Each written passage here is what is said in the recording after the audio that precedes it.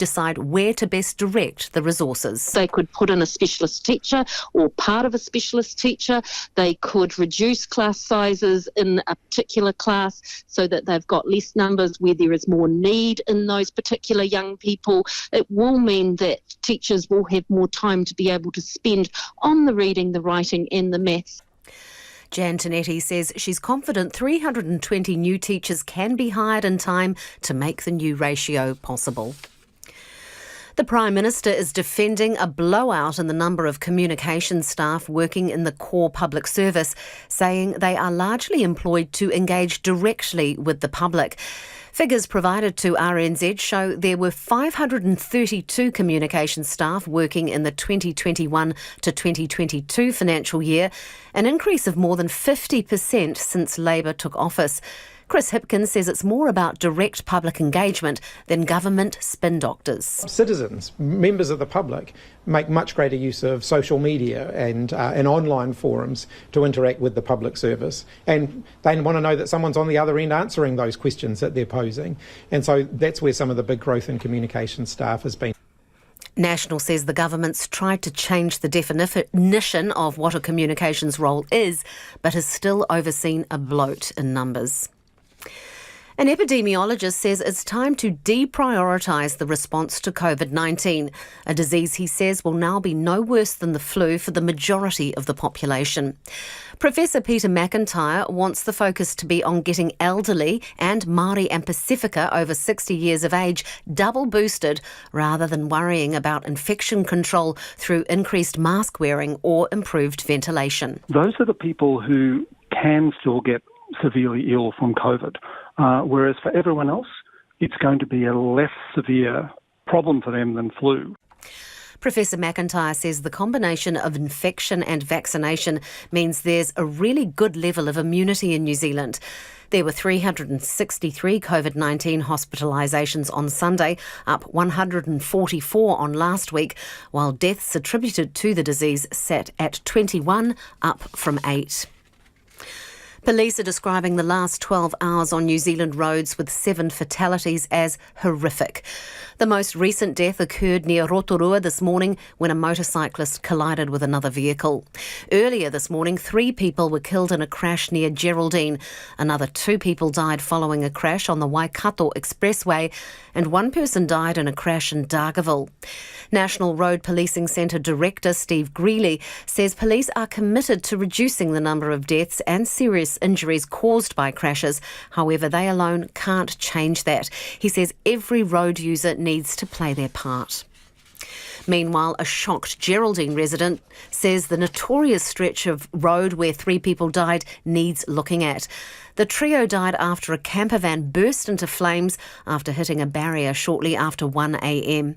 The resident says the dangerous area needs further scrutiny. It's very sad. We've had a lot of tragedies from that Earl Road right through to that Geraldine Fairley Highway, and it is really sad. So it does need to be looked at, that intersection, because you hit the stop sign and you're right on the road. It's 4 minutes past 5. Auckland Transport says it will be dropping 150 jobs before June. The move comes as Mayor Wayne Brown makes a commitment to cut council spending by nearly $300 million.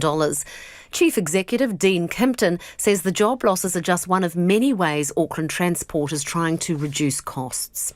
To sport now, Rugby World Cup winner Ruby Tui remains a notable omission from the Black Ferns contracted players list as she continues her break from the game. New Zealand Rugby's released a list of 34 contracted players for the year, including 10 who'll receive their first full-time Black Ferns contract. Sports editor Stephen Houston reports. New Zealand Rugby says it's working with Ruby Tui around her availability to rejoin the Black Ferns program later in the year. She didn't play in Super Rugby Aupiki this year, with her last rugby match being the World Cup final win over England in November. Black Ferns coach Alan Bunting has said he expects Tui to rejoin the program later this year, but whether it's part of the 15s or 7s setup remains to be seen. The major events for women's rugby over the next couple of years is the Paris Olympics for the 7s and the 15s World Cup in England in 2025. Meanwhile, All Black Rico Ioane has re-signed with New Zealand Rugby through until the 2027 World Cup. The Black Caps accept the tour of Pakistan may have to be chalked up to experience as they struggle to be competitive.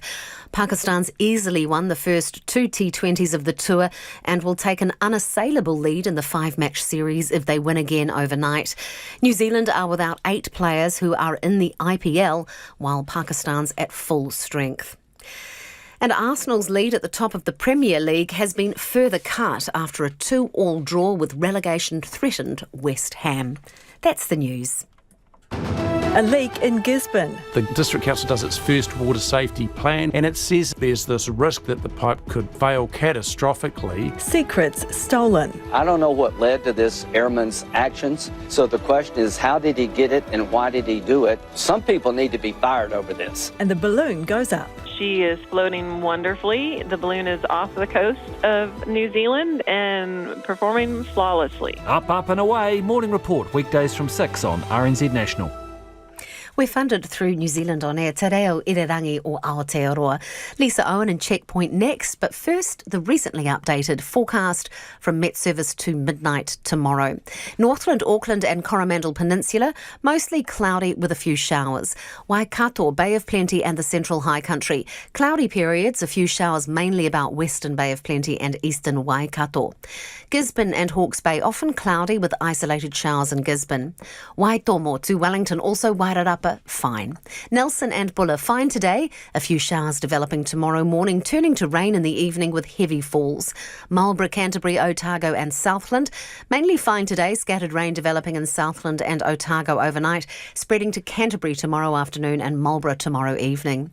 Fiordland and Westland, cloud increasing, rain with heavy falls developing in Fiordland tonight, spreading through Westland tomorrow morning and afternoon. And for the Chatham Islands, cloudy periods.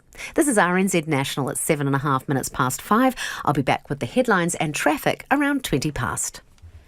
Nā mihi Sarah, tēnā koutou katoa, no mai haere mai ki Checkpoint tēnei rā, ko Lisa Owen tēnei. Teacher -1. The government's unveiled plans to reduce primary school class sizes by just a single student. Here's the maths. 1 teacher to 29 children is the current ratio for years 4 to 8. It will drop to 1 to 28 by the start of 2025. That means 320 more teachers are needed. The government hopes the move will halt the downward trend in achievement in maths, reading and writing in those year groups. And Education Minister Jan Tinetti believes it's a game changer. Well, it is, because those ratios haven't changed for quite some time. And it's someone that's come out of the sector, as I have, sees that it's not just about one child. It gives us flexibility and it gives principals flexibility to put that resourcing where it's best needed within the school. And all principals will be able to make a decision based on the needs of their school. So, yes, it is transformational. But what is also transformational is the Ministerial Advisory Group, which will identify the challenges and see where we need to lean into next. Going to get to the Ministerial Advisory Group in a minute, but part of your motivation for this is slipping reading, writing and maths achievement, right? So That's realistically, right. Getting one less child in the classroom translates to what in terms of reading, writing and maths achievement? Is that if a principal sees that the biggest need is to put that into a specialist teacher, and they've got a number of teachers or number of young people that come in that age group in their school, they could put in a specialist teacher or part of a specialist teacher. They could reduce class sizes in a particular class so that they've got less numbers where there is more need in those particular young people. It will mean that teachers will have more time to be able to spend on the reading, the writing and the maths, and be able to give those young people more of an individual focus. Realistically, how much more time is that going to give a teacher with a student? And I ask this because one school we've spoken to says this is, well, it's a joke. It's far from a joke. I was at a school today that they're going to have, over that time, they'll have 2 more classrooms that will give them. It will depend on the size of the school. But remember, this is just the beginning. We're talking about a ratio that's been in place for quite some time. It has always been problematic, the year 4 to year 8 ratio. It's always been one that I've struggled with as a principal. It is too high. And so we know that that one has to come down. This is the first step. The Ministerial Advisory Group will help us define where the further steps are going to be. What does research tell you about what the sweet spot is in terms of teacher-student ratios at this age? So at this age, we've seen in the past that it's about 1 to 26. I would say that we might find that it's different because that's pretty old research now. So you're way off the sweet spot, Minister? No, we're not way off the sweet spot at all. In fact, we're actually getting way closer. We were way off at the 1 to 29. And do remember that in the past we've had governments that have wanted to increase class sizes. That's far from what we're wanting to do. But we're talking about what you're doing, and you've just identified a target that you've said is, the sweet spot in terms of research, and you're not there, and you're actually a way off. And we know that with this is costing $150 million to put this in place. We know that this is quite a big investment that we have to make. So that's why we need to know that further investment is going to hit the best place in the schooling system that needs to hit. And that could be in the secondary part of the system. So that's why the next part of this with that Ministerial Advisory Group is critically important.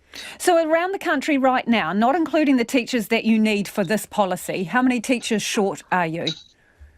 Well, we're not short at all because we've got a demographic that's actually changing within the primary system. Sorry, you're not short at all, Minister. You're not short a single teacher around the country. Oh, in the secondary system we are. The primary system, that's changing because of the demographic that's moving through the school. So the bubble that was there is starting to move into the secondary system. So we do know that we have brought in 1,000 teachers recently, and we're using different pilots to train teachers in different ways. So you need 320 more teachers to make this ratio possible. Where are they coming from? Well, again, we've had teachers that are coming in from overseas, and we've brought in 1,000 of them so far over the last couple of years. Well, since 2017, we've increased by 3,000 the number of teachers working within the system already. But we also know that we've got to train more teachers, and that's why we're looking at different ways of piloting how we train our teachers. And we've got those pilots up and running in Auckland now. So you want this to be implemented by the beginning of 2025. So you're giving yourself less than 2 years to achieve it. So are you going to be able to get the number of teachers you need in that time? We absolutely can get the number of teachers, and I am very confident about that. Getting a job on it, are you, Minister? We absolutely can get those teachers within that time. In fact, many of them exist within the system now. Biggest barrier to getting these teachers, we are told, is the starting wage. And one principal said to us it's basically the same as the living wage when you get into the job first off. And how is that an incentive? Your response to that? Well, one thing that we know that's happening at the moment are negotiations, and as you know, it's very limited what I'm able to say around negotiations because of the good faith principles that are involved in the bargaining, but that's exactly what we're trying to address. Advisory group, another committee. I bet that raises a few eyebrows. I think the last time that Labor had an advisory group, we were able to bring 3,000 new teachers into, or just under 3,000 new teachers into the system over time. So I think that we've already got a strong history as Labor of actually upping the ante on the number of teachers that we can bring to the system. So I'm pretty excited about this. The whole idea is to identify where the issues are and where the challenges are within the system. And that is Education Minister Jan Tinetti. Interested in your thoughts on that one? Text us on 2101 or tweet us at Checkpoint RNZ. What do you make of the new ratios? Also, her comment that they're not short of teachers at all in the primary sector. Would love to hear your feedback on that. And also the formation of an advisory group to decide, well, what to do in the future as well. It is 14 minutes after 5. Kia amo tonu mai. Do stay with us. You're listening to Checkpoint on RNZ National. Their lives have been changed forever. Police have this afternoon issued a plea for motorists to take better care on the roads following the death of 7 people in the space of 12 hours. Superintendent Steve Greeley says he feels for all their families and friends and says every road user needs to play their part in getting to where they're going safely. Some residents in Geraldine say the stretch of road where 3 people were killed in a camper van overnight is notorious for crashes. The vehicle collided with a barrier and caught fire shortly after 1 a.m. Adam Burns is in Geraldine. Shocked but not surprised. This was the sentiment from Timaru's Geraldine Ward Councillor Gavin Oliver upon hearing the tragic crash of a camper van near the intersection of State Highway 79 at Te Moana Road. Mr Oliver says the area of road is notorious. There's been an accident there about 3 years ago where a guy, a local tradesman, was lucky to have his life, really. So it's just basically State Highway 79. It's a busy route through Geraldine. for people heading to Queenstown. But I was quite shocked at the fact of how early in the morning it was. The tragedy is one of 4 fatal crashes across the country in the past 12 hours, the others in Waikato, Northland and the Bay of Plenty. Mr Oliver called on central government to look at upgrades for the infamous intersection. Especially on a highway like that, which is really busy. It's a main highway between Christchurch and Queenstown. Carries all the traffic heading that way, and it's busy with trucks. We have a lot of trucks heading down to Queenstown. They come from Christchurch as well to offload goods. It's understood those who died near the town were not local. The chair of the Geraldine Community Board, Jan Finlayson, says it is a sad day for the loved ones of those killed and the whole district. Locals do tend to slow down well in advance of the intersection, and if they're turning, they tend also to indicate earlier than they might on another stretch of road. But having said all that, the accident happened at a very quiet time and maybe unrelated to any of the usual issues relating to the intersection. Today, Geraldine was a bustle with domestic and international visitors in what is known as a busy period for the town. Locals who RNZ spoke to were saddened and echoed concerns around the area of road. It's very sad. We've had a lot of tragedies from that Earl Road right through to that Geraldine Fairlie Highway, and it is really sad. So it does need to be looked at, that intersection. It's quite sad, really. Why would they drive in at that time of night and if they're tourists on an unfamiliar road? You know, you've got to be careful. It is. It's a tragic thing to happen. Yeah. So close to the town, and we have a lot of tourists through here. State Highway 79 south of the Earl Road intersection was closed for several hours, with contractors working on the Speechlys Bridge earlier today. The scene has since reopened. That report from Adam Burns. An epidemiologist says it's time to deprioritise the response to COVID-19, a disease he says will now be no worse than the flu for the majority of the population. There's been a surge in cases recently, and the government's decided to keep the 7-day isolation period in place for now. One expert says the focus needs to be just on the elderly and Māori and Pasifika over 60. Anei te kairipoata, Robin Martin. Here's Robin Martin. COVID numbers have been on the rise in recent weeks, prompting some epidemiologists to talk about a fourth wave of the disease. Figures released by Te Whataora today show that the new case average for the week is 2,029, up 300 on last week. Hospitalisations are also up 144 at 363, while deaths attributed to COVID-19 sit at 21, up from 8 the previous week. But medical advisor at the Immunisation Advisory Centre, Professor Peter McIntyre, says rather than looking at the total numbers, we should identify groups that haven't been double boosted or had antivirals made available to them. The people we're really worried about now are those people who either because they've got significant underlying diseases or because they're, in very advanced years. So we're talking about people over, 70, 75.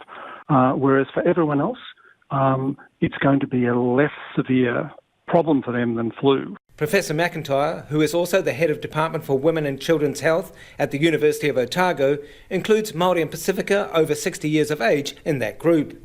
He says the combination of COVID-19 infections and vaccination means there is a really good level of immunity in New Zealand. To be honest, I get a bit frustrated, the fact that this keeps popping up with, all these messages about basically avoiding infection. And I just think, without any disrespect to the people that still think that's important, I just believe the game's moved on and we should have our attention, elsewhere. University of Canterbury COVID modeller Professor Michael Plank says there's been a significant rise of people admitted to hospital, but it is too early to say whether New Zealand is experiencing a new wave of infections or just a bump. I think that's probably a consequence of rising cases in over 60s who are primarily contributing to those hospital numbers. Professor Plank says the focus needs to be on getting those at-risk groups double boosted, but overall the story is an improving one. Certainly the direction of travel is in a positive direction around a de-escalation of the risk that we're seeing from COVID-19. And in the long term, COVID isn't going to go away. So we are going to see a move towards treating it alongside all the other public health issues that we have to deal with. He says attention needs to be paid to hospital admission and death rates rather than weekly infections. Less than 50% of those over 50 have taken up the second booster jab.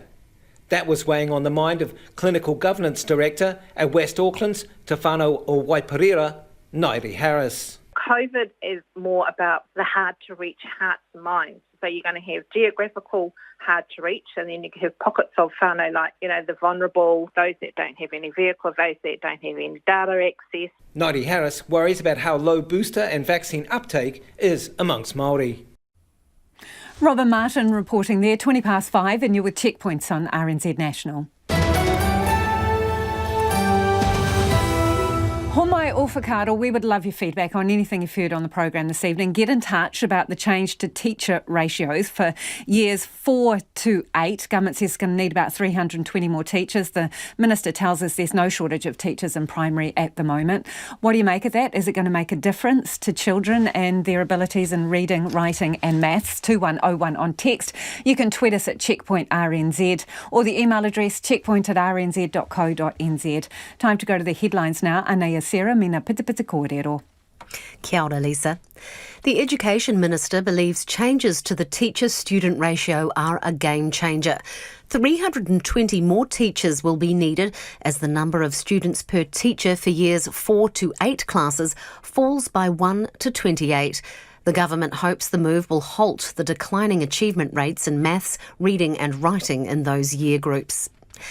The Prime Minister says an increase in the number of communication staff help the government to engage directly with the public. Figures provided to RNZ show there were 532 communication staff working in the 2021 to 2022 financial year, an increase of more than 50% since Labour took office.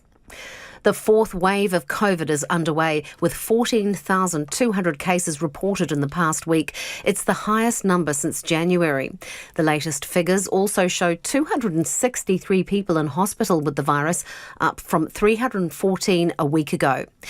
Actually, that's not up from. The rolling average of cases reported per day is 2,029.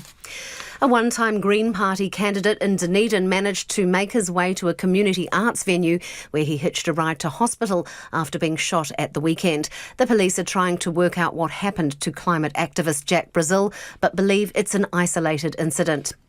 And 4 climate protesters have been charged with endangering transport after gluing themselves to the road at the Terrace Tunnel this morning. The charges carry a maximum sentence of 14 years in prison. The group wants the government to restore a nationwide passenger rail network. Those are the headlines. I'll be back at 22 with an update and a full news bulletin at 6 o'clock. Nā mihi, Sarah. The All Blacks have locked in 2 players until the next World Cup in 2027, but could face losing others to lucrative overseas offers.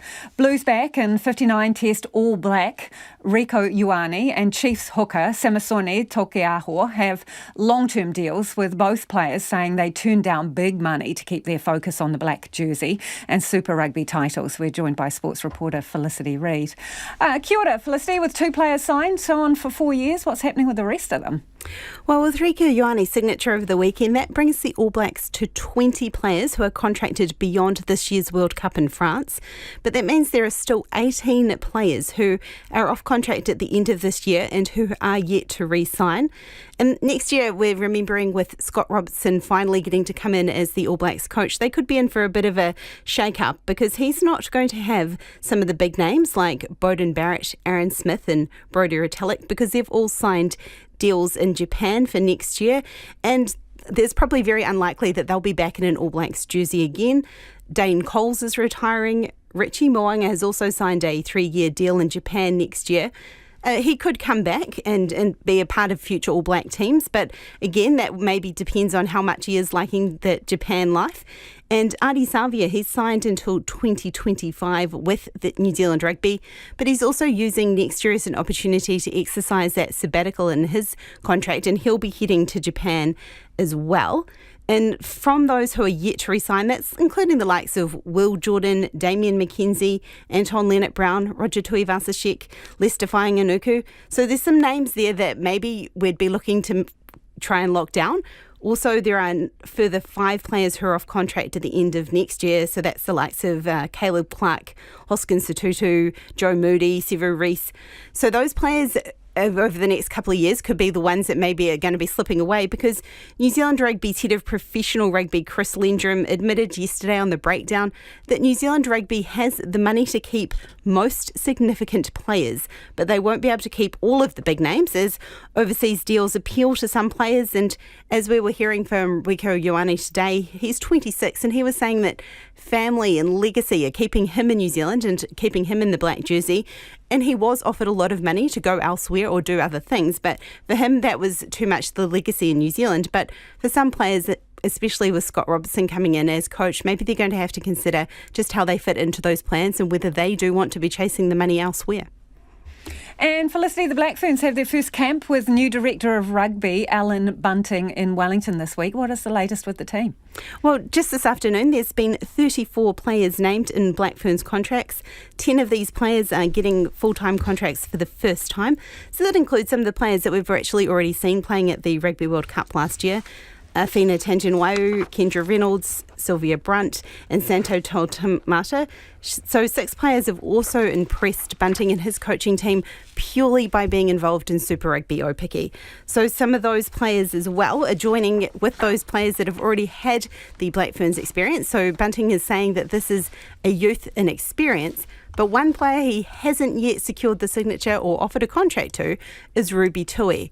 She was a star on and off the field during the Rugby World Cup last year, and we probably all remember some of her moments. But she is yet to confirm with New Zealand Rugby whether she'll be returning to the Black Ferns program later this year. She missed Super Rugby Aupiki, sat that one out, got behind the mic and had a bit of a chat rather than played some rugby.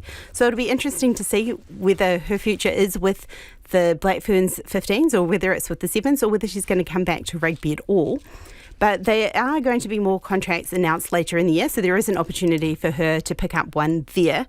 And just another interesting point of these contracts as well, that these players actually get 1 day a week committed to personal development, focusing on their careers or education, character development and mental wellness and their finances. So it's a little bit of an expanded contract to what some of these players would have had previously, and an opportunity for them to grow as people as well as players. Thank you for that, Felicity. Felicity Reid there, sports reporter. Desperately seeking next-level snacks, Air New Zealand is refreshing its onboard menu for short hops right through to long-haul international. Brace for the chips versus cookie debate and everything in between. Well, joining us now is Air New Zealand Chief Customer and Sales Officer, Leanne Geraghty. Wow, you're kicking the hornet's nest, aren't you, Leanne, opening up a debate of epic proportions? Certainly a lot of interest out there today, Lisa. So, the feedback has been coming through thick and fast. How strongly do people feel about their in-flight snacks?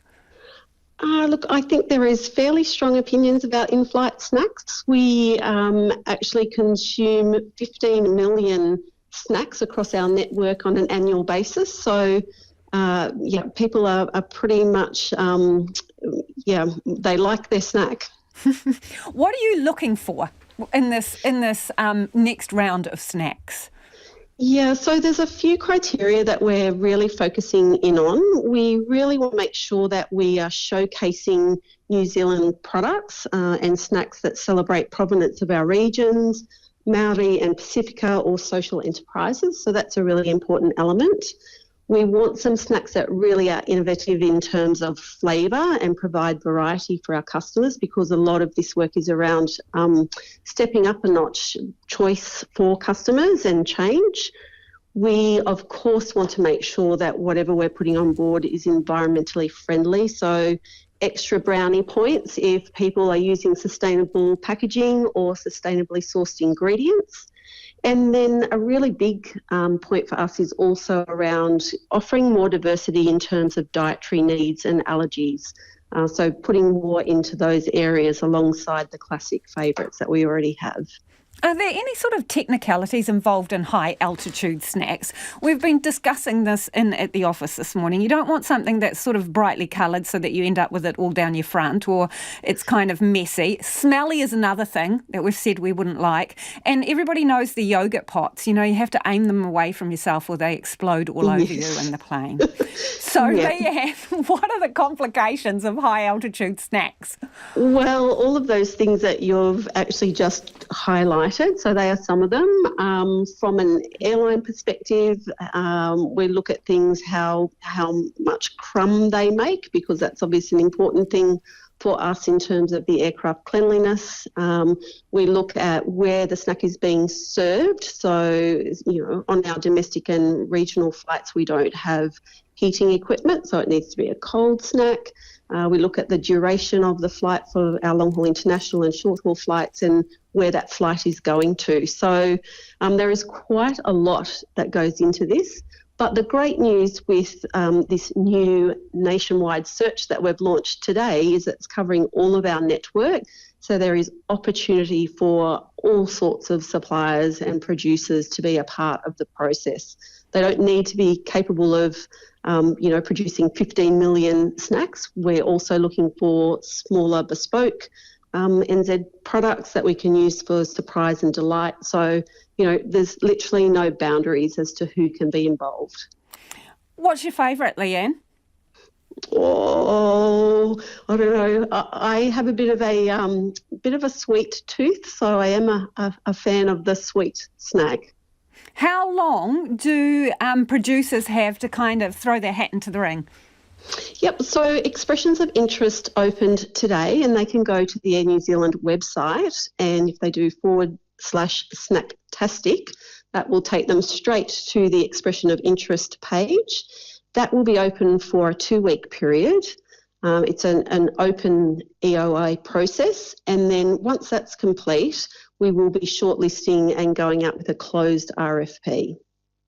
Appreciate your time, Leanne. That's Leanne Geraghty, who's Air New Zealand's Chief Customer and Sales Officer.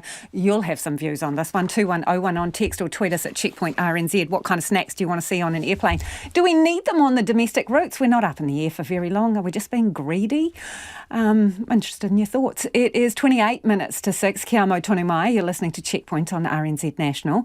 It is time for the business news. Ko taku hoa in INA called Giles Beckford joining us live from our Wellington studio. Giles, cookie or crisps when you're on the plane?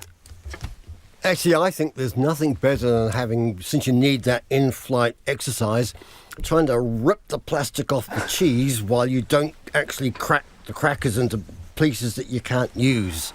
It's a high-contact sport, that one, isn't it, Giles? It is indeed. And I find something sort of satisfying when you've only broken the biscuit into 3 bits instead of, the 2 whole ones that they gave you. So remembering the other things they're going to need is that they're going to need high shelf life, long shelf life for the goods that they get. And if they're short production runs, remembering that the cost will actually be a bit high. You don't get the economies of scale. So just some financial issues there on the side that will have to be taken into account. Trickier than we think, Giles. Yeah. So good luck to people. You've got more news on food prices. Ain't good either, is it? There's no good news on food prices at the moment, and today proves that. We saw the commentaries. The food price index went up just 0.8% in March, and we're going just 0.8%. And that's probably actually a bit lower than people thought, given that the bad weather that hit some of the food-producing areas, perhaps that hasn't quite shown through in prices yet. But the annual rise was 12.1%, which is the highest in more than 30 years.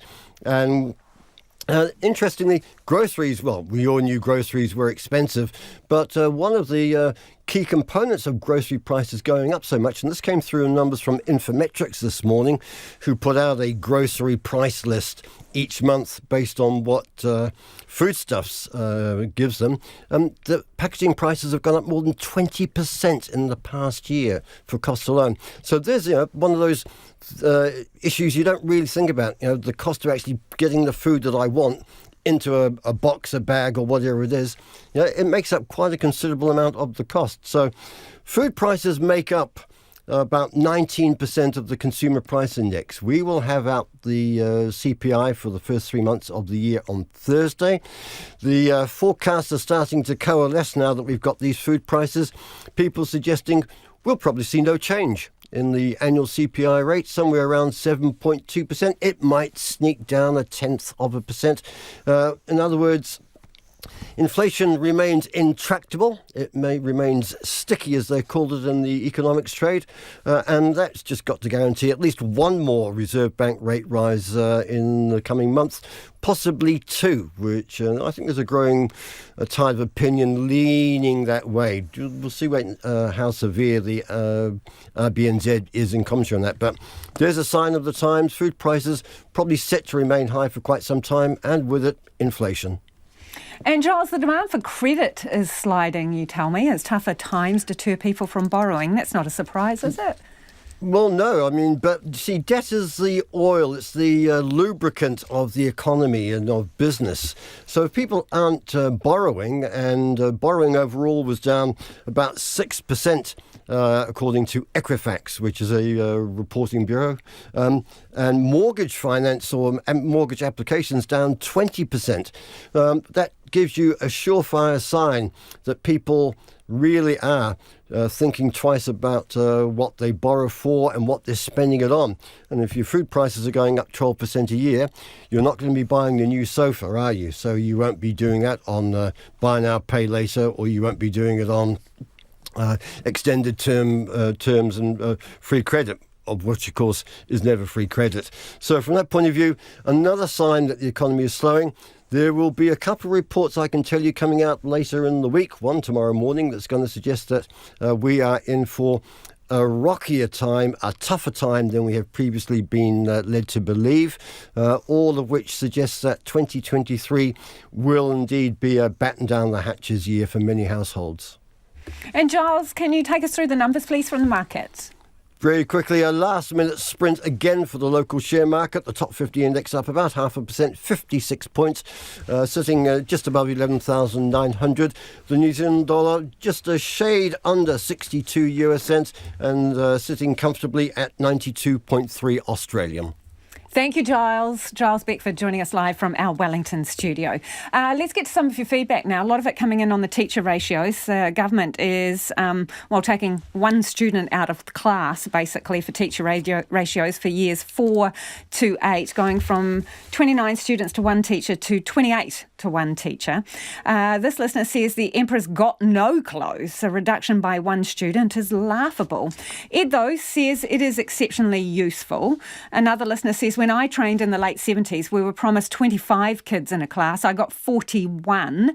Why are we still talking about this? And Sarah says the blowout on public sector media staffers have obviously paid off, because one thing's for sure, the government can certainly do spin. On a lighter note, lots of feedback on snacks on airplanes, specifically Air New Zealand. They're getting new snacks. Peter in Invercargill says, stop giving out snacks, just lower ticket prices instead. Don't need snacks or tea or coffee. Kerry, though, says there's a need for gluten-free and dairy-free snacks, please, 4 exclamation marks. I'm fed up with having nothing to eat.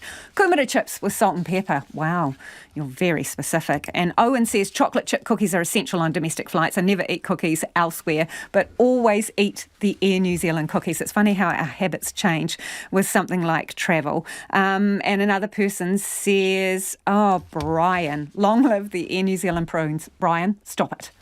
All right, let's move on. Nurses in the UK could strike until Christmas, as the Royal College of Nursing warns it has no plans to dial back demonstrations. The government has offered a 5% pay rise, but the college says nurses deserve more. Meanwhile, junior doctors in the country continue to stage their own strikes over a pay dispute. The BBC's Damien Grammaticus has more. In an already stretched health service, months more strikes are now a real prospect. The Royal College of Nursing's leadership had recommended the pay deal. Now, taking its cue from its members, escalating action is coming. The government's call for strikes to be put on hold rejected. We'll absolutely not do that. We've strike action for the end of this month, beginning of May, and then we will move immediately to ballot our members. And if that ballot is successful, it will mean further strike action right up until Christmas. What do we want? Junior doctors have also been striking. One concern that they and the RCN might coordinate action. There are no plans in place from the Royal College of Nursing to coordinate strikes with doctors. The offer the government made to health staff was a 5% pay increase plus a one-off payment.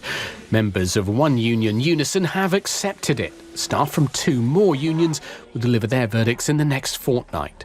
Let's wait and see what the other unions have to say first as well. There's a lot of other staff out there. Unison, as I mentioned, voted by 74% to accept the offer, which represents a third of the agenda for change staff. So there's a lot of people accepting what I think is a very fair and reasonable offer. The government may be hoping that if those other unions accept the deal, well, then the RCN will end up looking isolated and the resolve among nurses to continue striking will weaken.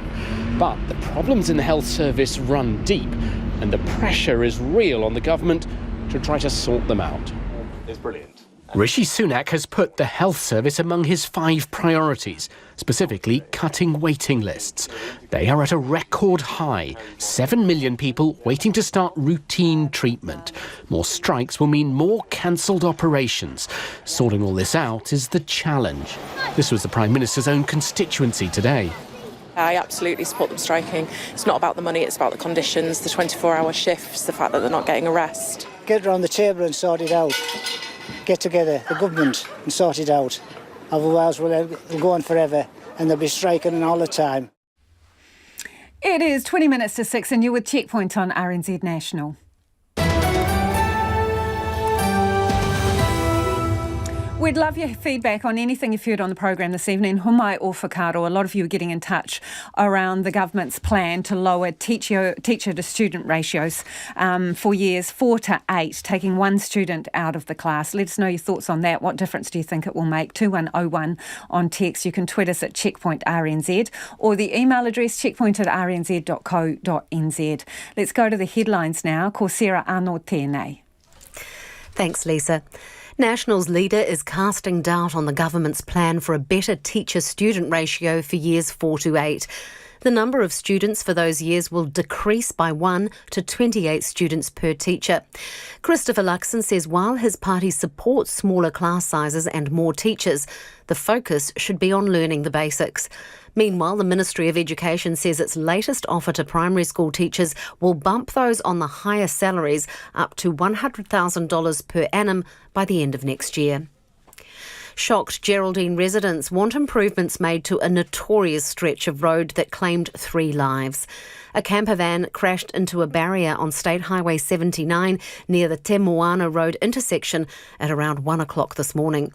4 other people have lost their lives on the road today in crashes in Waikato, Northland and Rotorua. Dunedin police say they're following positive lines of inquiry after a one-time Green Party candidate was shot at the weekend. A witness says climate activist Jack Brazil made his way to a community arts centre for refuge after being injured. He then flagged down a ride to the hospital. The police believe the shooting is an isolated incident. And 150 jobs are being axed at Auckland Transport in response to Mayor Wayne Brown's promise to cut council spending by nearly $300 million. Chief Executive Dean Kimpton says it's one of the ways Auckland Transport is trying to reduce costs. Those are the headlines. I'll be back with a full news bulletin at 6.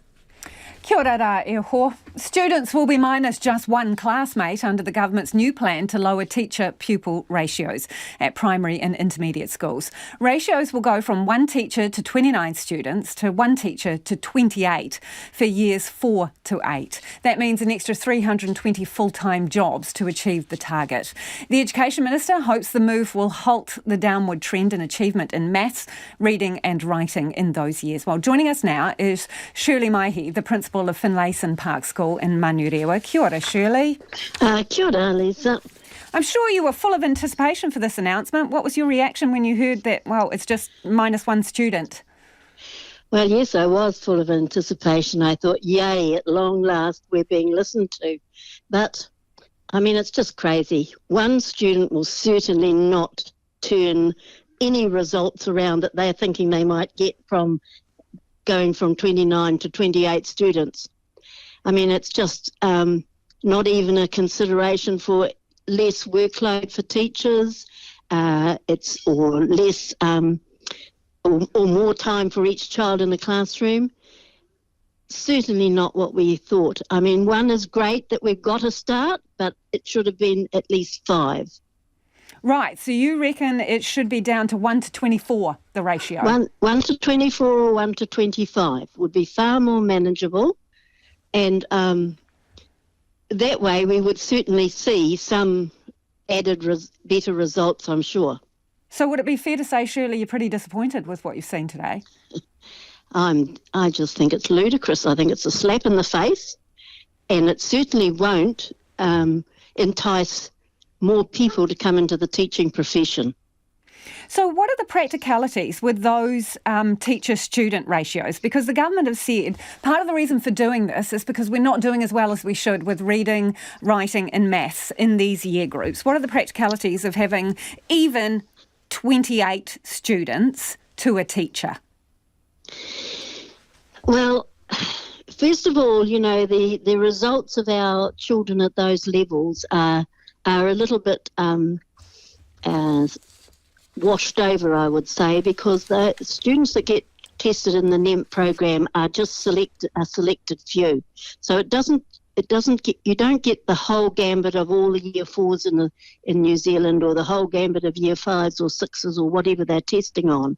So they're just getting a very few little snippets of kids here, there and everywhere, and they select them. So they could have, most of the students could be having other kind of learning difficulties, and they're in that kind of a group for the year that's tested. So I don't see that's a true record of how our children are actually doing.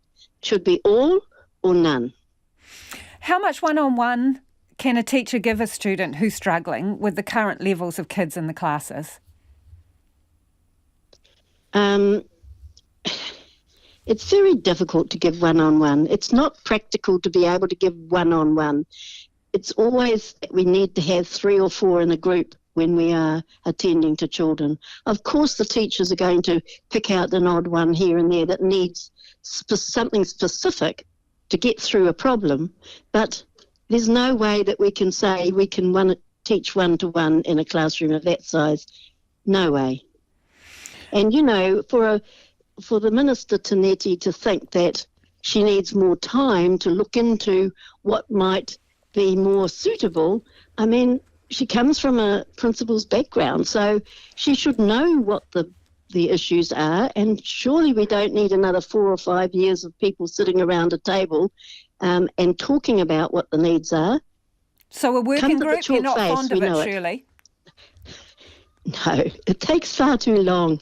And, I mean, those people on the working group are certainly experts, but it's the time frame. We can't wait around for another 4 or 5 years before we get another 1 person less in the class, or 3 or 4 people less in the class.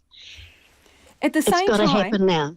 Shirley, you identified one of the key issues. It's getting the teachers, right? If you want to lower the ratios of students to teachers, this scheme will need more than 300 new teachers, around 320. How easy are they going to be to get? They're not going to be easy at all. No, not at all for New Zealand trained teachers. There's hardly anyone out there now for us to fill our spaces when people go on maternity leave, etc. But that's where the money and the re-looking needs to look at the institutions, how to attract people in. They're there training for 3 years. They come out with most of them probably will have a student loan, and they come into the workforce at a $51,000 a year. I mean, you can go to anywhere else in the workforce outside of education, and you can get a living wage which comes to more than $51,000 a year. So that's the part that has to be looked at carefully. Then, along with the extras for classrooms, we might be able to attract more people. Shirley, the Minister says that there is no shortage of teachers across primary. That's not true. Absolutely not true. Several schools in our area have been advertising for all of this year, and I've been advertising since October last year. It's very difficult to get quality New Zealand trained teachers. What's happening now is they're coming in with visas and they've got registration, New Zealand registration, but they haven't taught in New Zealand schools. So where's that going to end up? It's going to end up more stress and strain on the teachers of New Zealand trained already in classrooms, trying to support the teachers who are coming in from overseas who have not had teacher education in New Zealand. Shirley, how many teachers do you need at the moment? How many would be ideal? 3 short. Okay, so where do you reckon the Minister gets the impression that primary schools are not short of teachers? Well, there are teachers around, as I said, who come from overseas or variety of places overseas, but they have not had the New Zealand educational system. They haven't been in the educational system for New Zealand. So how can they come into New Zealand and be the quality we need for our students who are lacking in some aspects of their learning?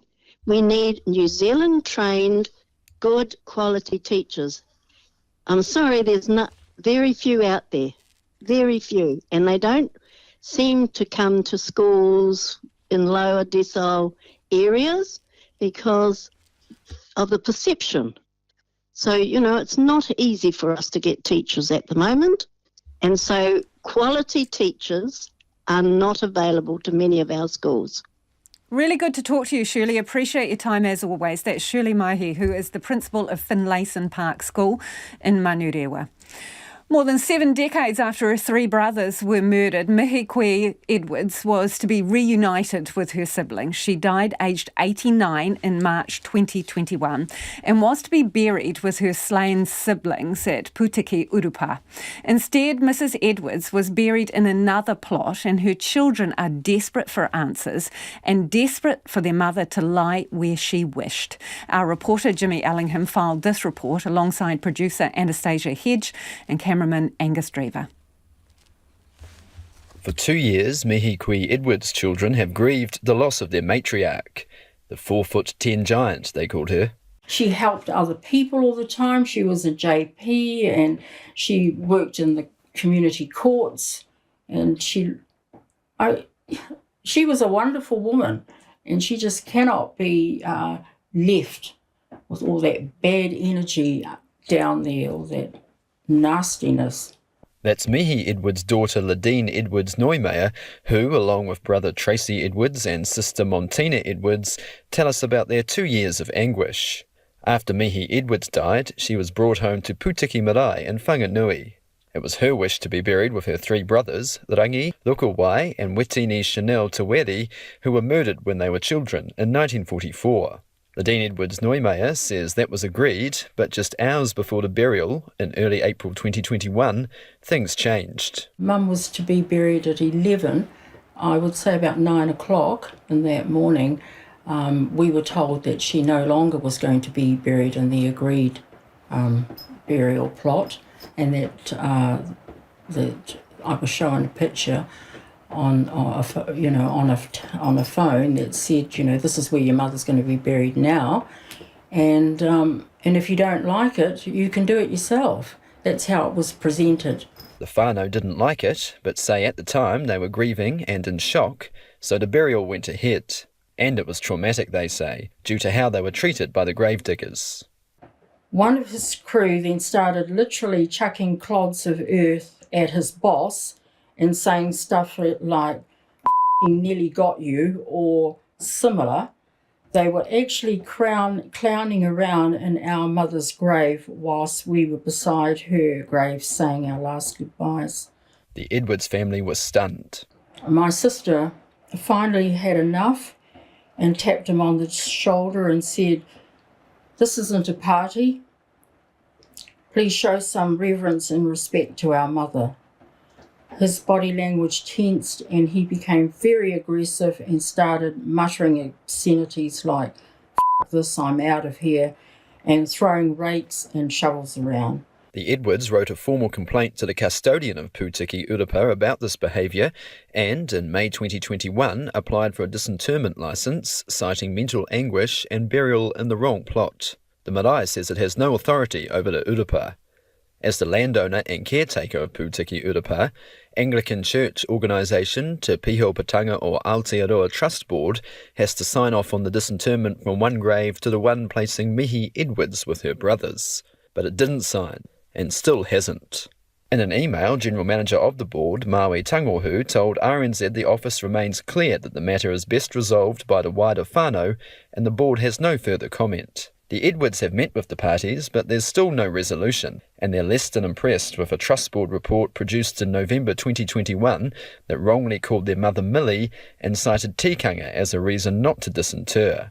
The report also found it's unusual for whānau to decide where someone is buried. Normally that's the job of the Urapa Guardian, it said.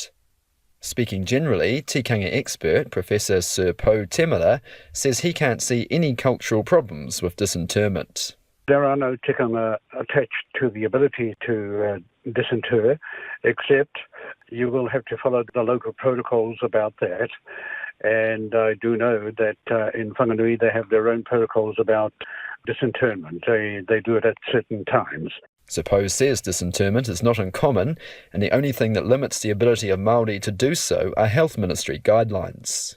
If a family is not satisfied as to where a person is interred, they may disinter based on the power of their and the depth of their feelings about the wrongful place of that burial. For Mihi Edwards' family, such feelings run deep. It's only a signature we're after. We're just... And we compromised. We made concessions. We made a lot of commitments. Didn't we? Yeah. We said that we would do it all ourselves.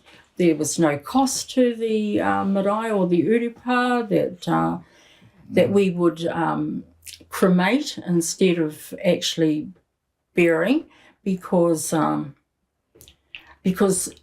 we wouldn't have to disturb the boy's grave. Unless a resolution is found, expensive court action may be the Edwards family's only option. It is 4 minutes to 6. Kia amo tonu mai. Do stay with us. You're listening to Checkpoint on RNZ National. The government's defending a blowout in communications staff, saying they're needed for direct engagement with the public. National is accusing the government of overseeing a bloated bureaucracy after finding the number of communications staff in the core public service has increased 50% since Labor took office. Here's our political editor, Jane Patterson. New guidelines have been put in place by the Public Service Commissioner, laying out exactly what constitutes a comms staffer and what does not. It does include roles such as media advisors, corporate communications and social media teams, but not the likes of marketing specialists and community liaison advisors. Prime Minister Chris Hipkins urges caution when looking at the increases. It's easy to throw around numbers like that, and we do actually need to understand the nature of the change that we're seeing. The result for various government departments was quite different. For some, their tallies went up, and for others, it meant a decrease. National Simeon Brown says, regardless, the numbers are ballooning. This government has not got control of its public service in terms of the number of staff. It just continues to bloat out of control. They hire more spin doctors but don't focus on actually delivery of outcomes. National leader Christopher Luxon questions the benefits delivered as a result. It's absolutely outrageous. We want the focus to be on delivering outcomes and getting the resources from the centre and the bureaucracy out to the frontline services so we can improve outcomes for New Zealanders. Chris Hipkins says the bulk of the increases for staff communicating directly with the public as opposed to those dealing with the media. Citizens, members of the public, make much greater use of social media and online forums to interact with the public service. And they want to know that someone's on the other end answering those questions that they're posing. Public Service Association National Secretary Kerry Davies says National's attacks are unwarranted. I don't think it's unreasonable to expect an increase in numbers of people who are distributing public information. It's what really concerns us is the language that's used to basically denigrate people who are doing what is really important work. The Public Service Commission says New Zealanders expect to get their information from social media, and many of those communications jobs didn't exist before. It says the communications roles make up less than 1% of the total workforce. Bit of your feedback before 6. The Minister is seriously out of touch, referring to the Education Minister. There are no teachers, including relievers, and the older, experienced ones are due to retire. The average age of a teacher is 62. Like the health workforce, young ones are going overseas for better money and work-life balance. The average length of service for a beginning teacher is less than 5 years. New Zealand is training teachers to educate the rest of the world, says Robin. RNZ News at 6 o'clock. Good evening, I'm Sarah Bradley. The Education Minister says plans to reduce primary school class sizes by just a single student should mean teachers can devote more time to reading, writing and maths. The government wants to bring the current ratio of 1 teacher to 29 children down by 1 by the start of 2025 for students in years 4 to 8. The Minister, Jan Tinetti, says principals will have the flexibility to hire a specialist teacher or reduce particular class sizes where children need more help. She says she's confident 320 new teachers can be hired in time to make the new ratio possible. A Nationals leader says although his party supports smaller class sizes and more teachers, what is really needed is a defined curriculum to improve student learning.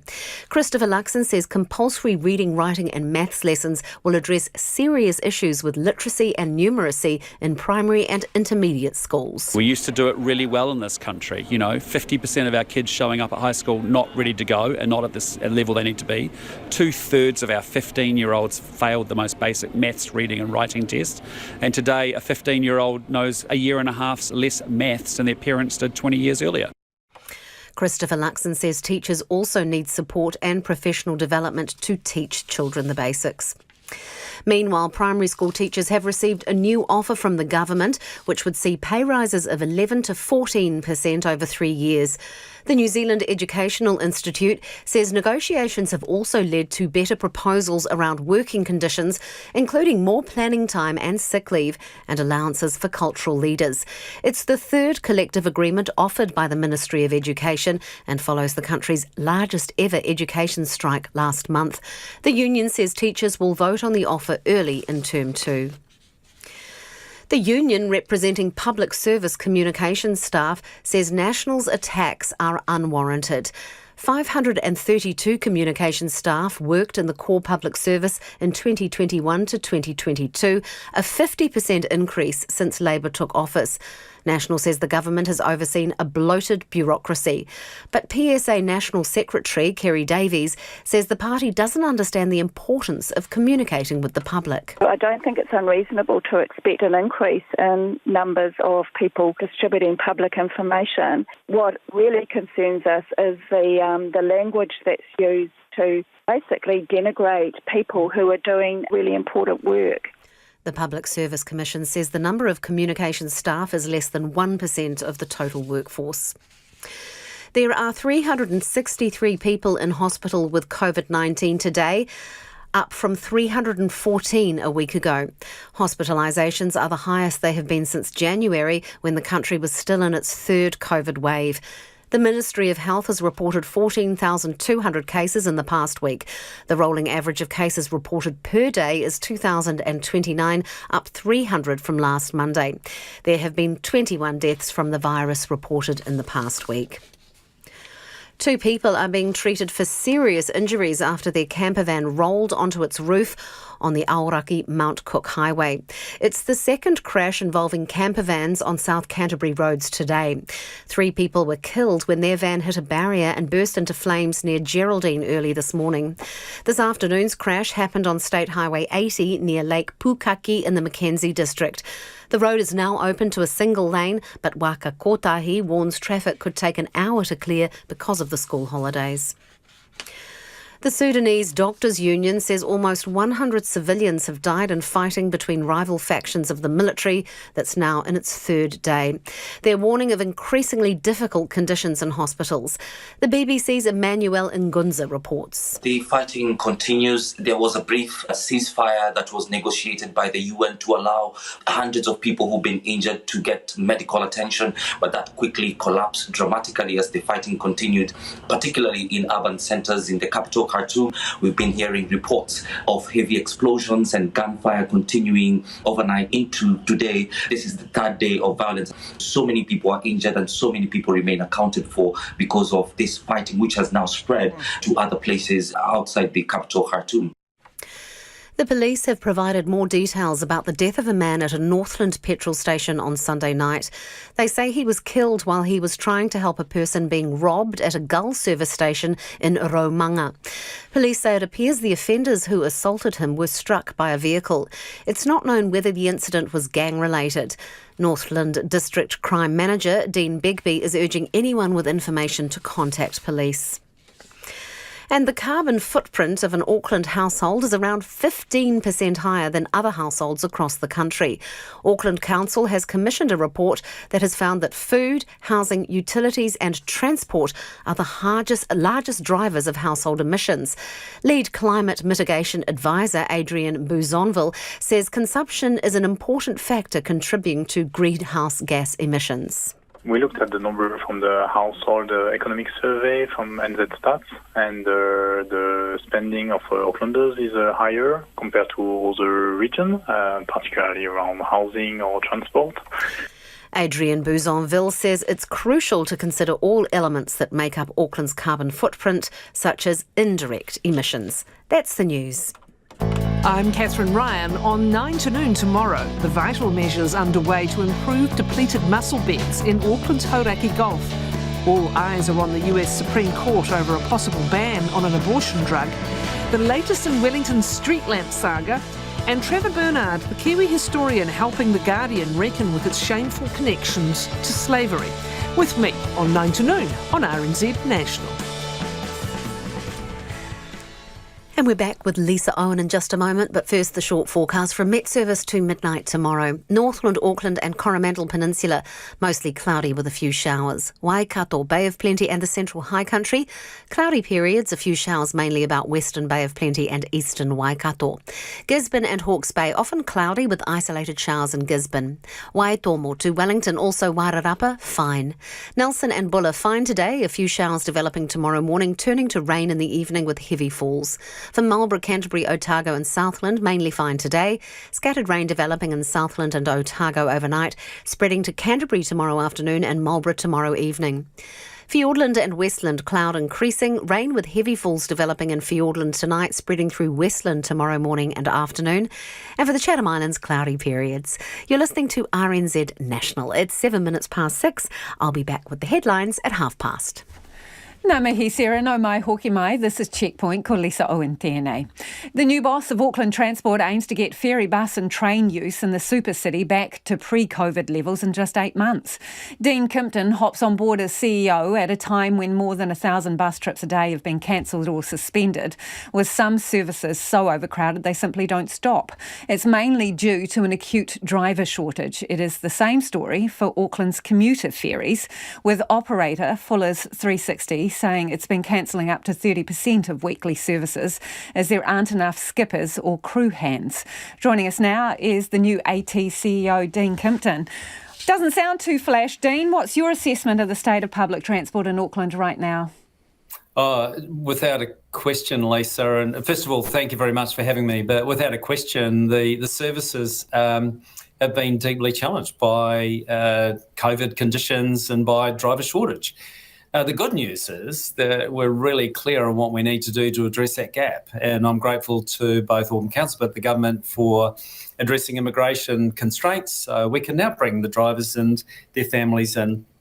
And recently, you'll recall the same message around ferries. So between that, the training of them and the funding which we're finalising, I'd expect that we'll achieve our target of 20 to 25% increase by the end of this year, early next year. Right, because that's a significant number of trips, right? It's like 80 million trips getting up to 100 million. Correct. And you actually think it's achievable by the end of this year? I'm backing us, along with each of the bus companies, the ferry companies, to get to that by the end of this year. Remember, this week, well, you won't know, but this week we delivered 80% of that, 86% of that target. So you've got the confidence. What confidence do you think commuters have in Auckland public transport? Oh, we've really struggled with that, and I get it, because when you've got over 1,000 trips a week cancelled, and you can have buses turning up, not turning up, maybe they're late, maybe they're full, whatever it is, you lose confidence. So we know that we have an issue there, which is why we're so invested in returning that service back to where it was. What we do find, though, is we're getting 92% satisfaction of people when they're in the journey, and their experience on the bus or the train or the ferry is very high. But getting them there, that's where we've got a deep problem. That's why we're investing the way that we are. Yeah, getting them there is the problem. I mean, how many complaints are you getting at the moment? Look, I couldn't tell you what the number of complaints is, but I know there's a significant number, and we're listening to those, and that's why we're addressing it the way we are. So when you talk about getting trips back to pre-COVID levels, are you talking about getting more people on the services you currently operate, or are you going to bring back some of the services, bus trips, that you have canned because you don't have enough drivers? It'll be both and. So look, our objective is to increase the number of people using our public transport services. That's the first objective.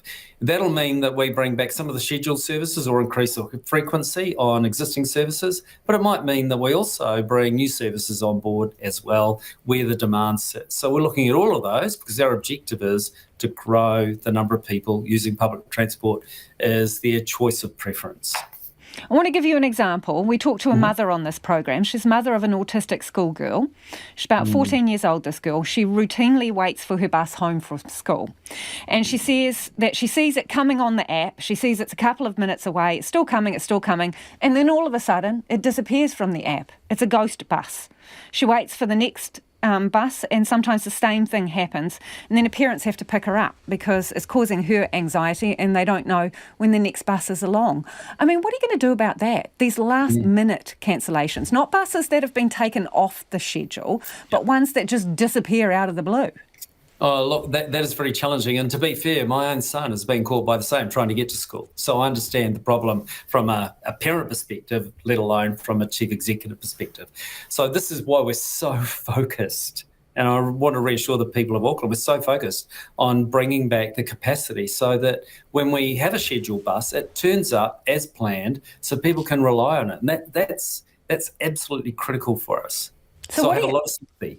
So, Dean, what are your weekly targets? If you're going to take until the end of the year to get back to those levels that you want, tell me about how you're going to achieve it month by month in practical terms. What are your goals for bringing more services back, your goals for getting more drivers, more ferry operators? How are you actually going to do it? So over the next 3 months, our target is to bring back on board approximately 360 bus drivers. I'll talk about ferry shortly. Within the following 3 months, we expect them to have all been trained, and within the next 3 months, which is around about the end of this year, so that's the 8 or 9 months that we talked about before, that gives us the time to ramp up that level of service and the frequency and the patronage back to the 100 million. But it won't happen overnight. I think we've all been very clear on that, but that's the runway, that's the pathway. Ferry drivers will take a bit longer, Lisa, because some of those changes are more problematic, and they've only just recently changed the settings for ferry drivers and deckhands, and the training is also greater. So we just need a bit more time on them. That'll take at least 12 to 18 months. So you won't see much change there until the middle of next year. You've publicly said that you see 80% of your bus drivers coming from overseas. Why is that? We just don't have the people in New Zealand that want to be bus drivers. Is that because you're not paying enough and the conditions aren't good enough? Yeah, so look, we're having a good close look at the conditions, and you're right. There's conditions that we need to consider, and part of that is pay. We're in discussions with Auckland Council and government to lift the pay rate. To do that, though, we need additional funding to allow that, both the pay rate and to fund the additional drivers that we need overall. So additional in addition to the additional money that the Minister is already giving you, or the 60-odd million that was dedicated to better pay packets for bus drivers? Yes, we need, well, I'm not sure where we're at with respect to the 60 million, but I do know that we need additional funding if we're going to allow additional level of service. For increased pay rates and the increased drivers, it's in the order of 25 million. And what's been the response to that figure? Are you going to get it? That request is in, but I've had good engagement around it. With who? With Auckland Council and the Minister. Okay. We're currently funded to deliver 80% of pre-COVID services. So everything we're looking to do is to lift from that. Okay, and that's the open conversation. We know this is a critical issue for Aucklanders. That's the discussion we're having. It's about drivers, it's about training them, and it's about giving the funding for them. So do you need that additional 25 million in order to meet your targets? So you cannot achieve your targets without that extra 25 million? We are resolving... there's a number of ways to get to that. Part of it is for us to look at our own operational efficiencies, and the other one is for us to get the additional funding. So it's both and. Okay. Ferries, you mentioned that that's going to take you a little bit longer. Ferries are cancelled on a regular basis. Yes. I'm wondering how much AT is spending on Ubers and taxis and replacement transport when ferries are cancelled and people have to get home another way, sponsored by you, in essence.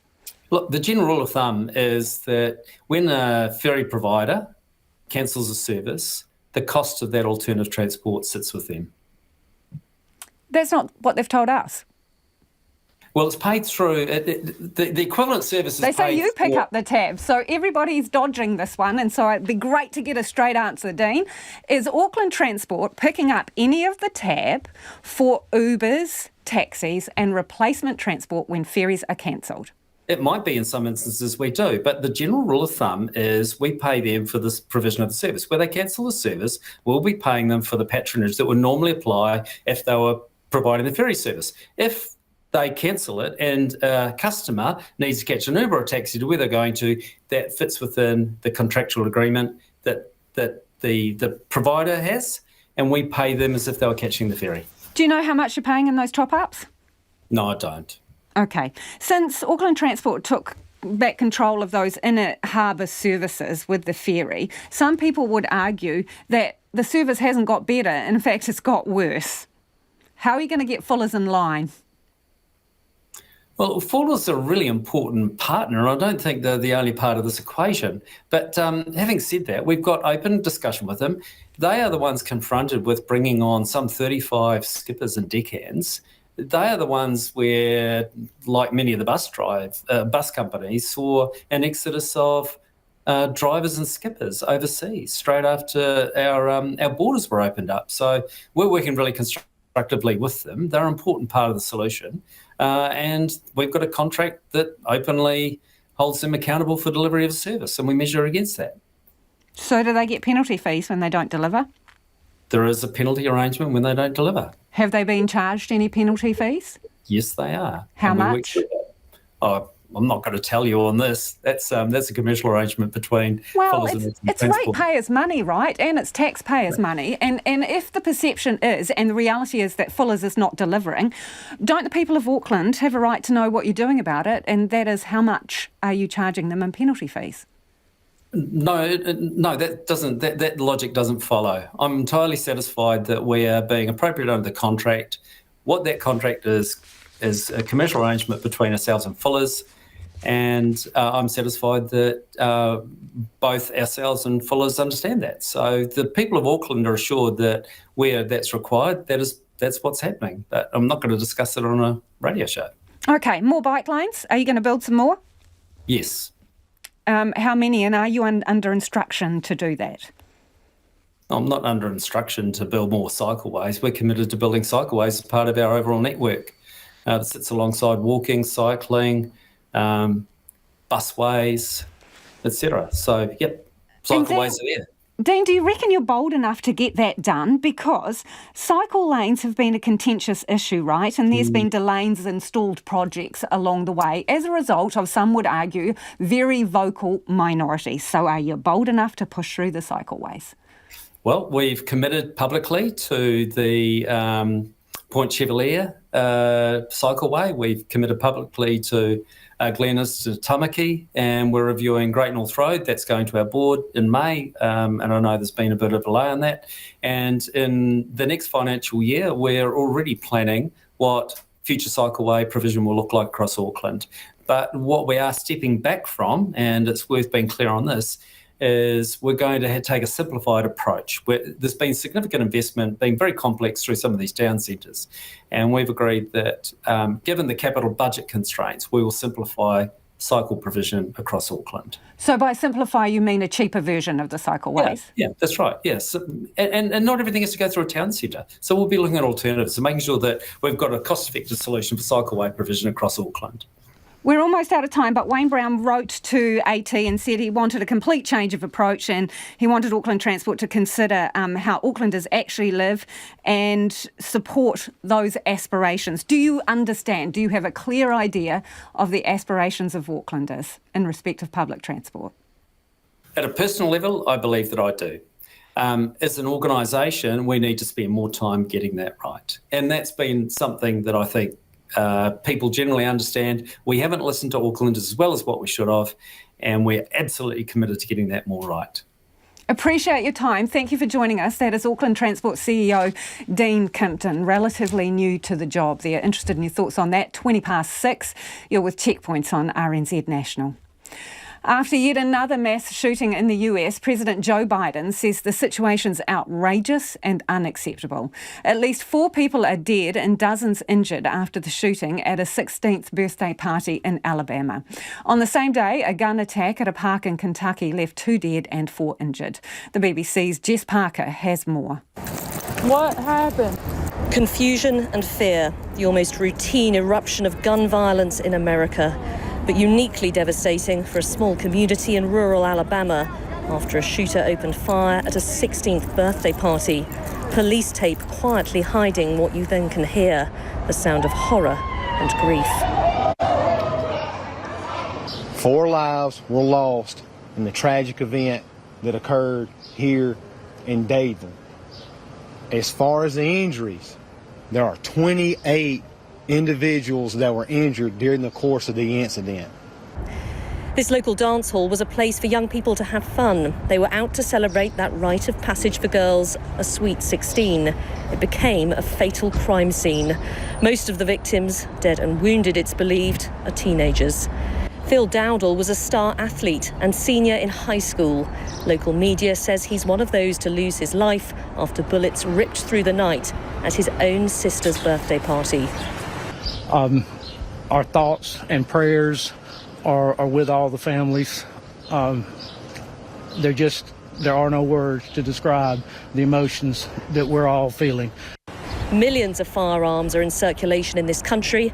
For some, it's part of a nation's promise of freedom. For others, it's a kind of madness that's costing the lives of America's children. At least 60 civilians have been killed in fighting across Sudan as the army battles a former allied paramilitary group for supremacy. The 2 groups led a coup in 2021, but now they're fighting for power in a transitional government. Many people are too afraid to leave their homes amid fierce fighting in the capital, Khartoum. The UN World Food Programme has suspended its operation in Sudan, and 3 of its workers were killed. The BBC's Anne Soy reports. A clash of forces.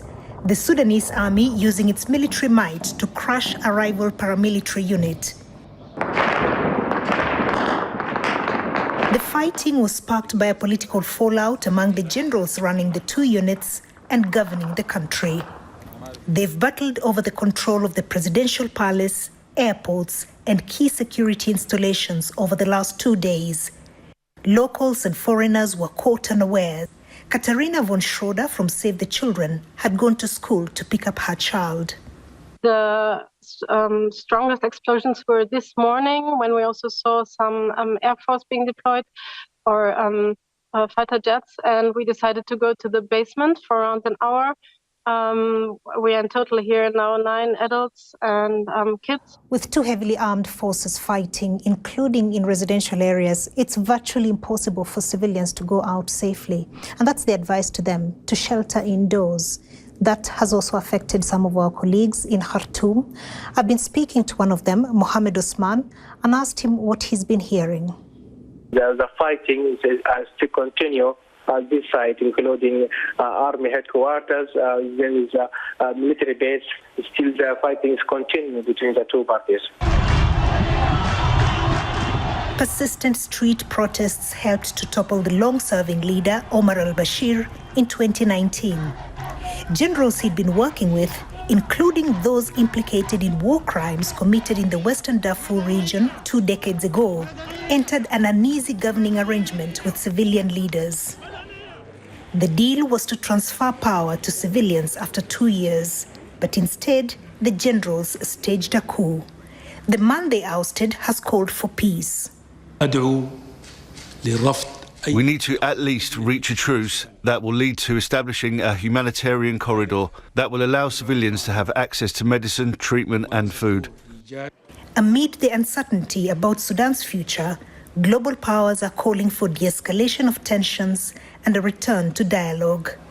The path to democracy from decades of military rule was never going to be easy.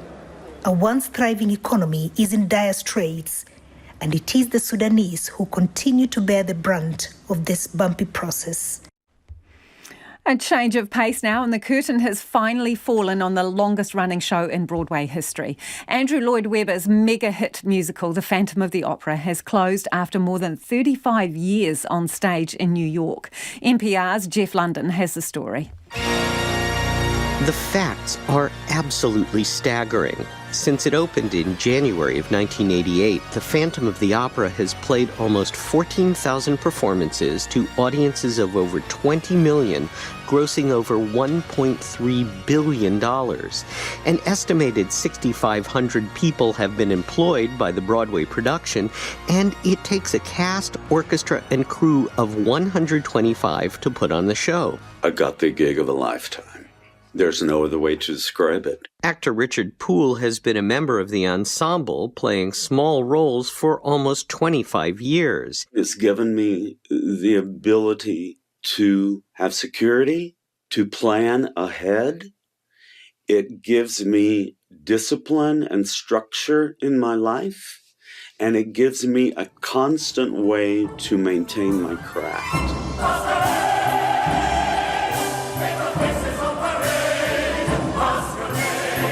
My name is Joyce Hammond. I'm concertmaster at Phantom of the Opera, which is first violin, and holy moly, I've been there 33 and a half years. Hammond is one of several members of the orchestra to have a phantom baby. Her son, Jackson, just turned 18. This has been his home away from home. People there have watched him grow up. He had the pleasure of sitting backstage during Saturday matinees sometime when I wasn't able to get a babysitter. The Phantom of the Opera, for those who've never seen it, is the story of a disfigured genius who haunts the Paris Opera House, pining away for a young soprano, Christine, who's in love with a dashing count. People die, a chandelier crashes to the stage, but love kinda triumphs, all to a sweeping romantic score. But even the longest-running show in Broadway history has to close at some point.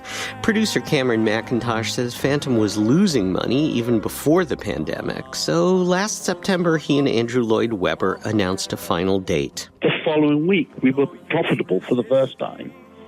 So, it was the right decision to take at the right time. And, I think people's memory now is back with people saying Phantom of the Opera is one of the greatest successes of all time, which is what one always prays when a great show finishes. Actor Richard Poole says the closing is bittersweet. I was retiring anyway, so I have a very enviable spot in my life in the fact that I had something to go to, which was nothing. For the other 124 people employed by the Phantom of the Opera, it's time to find a new gig.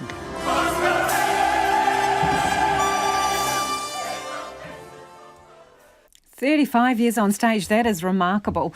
Before we head off, some of your final thoughts on the teacher-student ratios at primary school. This person says any reduction in class sizes is welcome. The advisory group is important as evidence-based change needs to happen. Someone else says, is there a transformational pay packet coming for teachers first? Where are the 300 extra teachers coming from? And then, of course, on the equally serious stuff of snacks in flight on Air New Zealand, someone says cheese and a biscuit on Air New Zealand, perfect. correct. But boiled lollies should be banned. They're a choking hazard. I thought they went out with the arc, says Sandy. Someone else wants Tex as salsa and Mexicano corn chips for an in-flight snack. That is a crime against clothing waiting to happen, especially if you are wearing something light-coloured in flight. Complete disaster if you're a messy eater, as I am.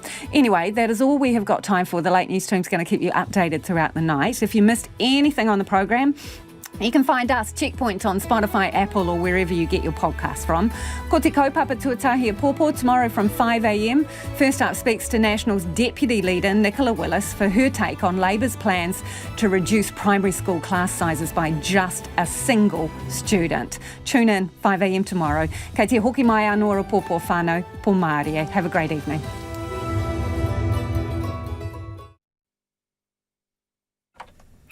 Kia ora, good evening. I'm Sarah Bradley and these are the headlines. Primary teachers will consider the government's latest pay offer, which includes rises of between 11 and 14% over 3 years. Meanwhile, a principal is questioning whether enough quality, locally trained teachers can be found as teacher-student ratios are reduced for some classes. An epidemiologist wants a focus on double COVID booster vaccinations for elderly and Māori and Pacifica amid a fourth COVID wave. And the PSA union is accusing National of failing to understand the importance of communicating